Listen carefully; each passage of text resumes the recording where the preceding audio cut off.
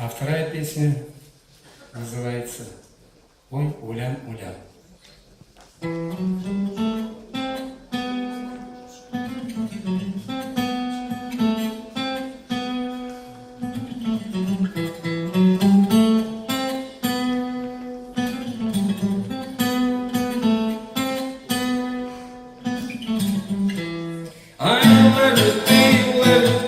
Жидырахыр заманы, жыры қыздың қашқанайдың, ирапикір заразы.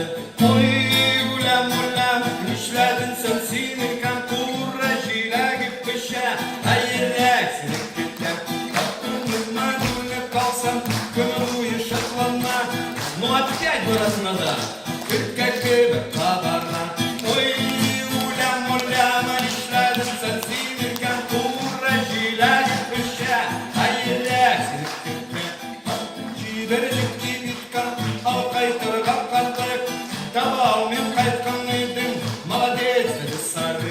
Ой, улям, нишләдің сан синір кампура, жиләгіп піша, айыләк сеніп кеткен. Маттың қолбасып алған, матрас ыстыңға қойған, түннен ұйы қалабаса, тадым не бұл шаған.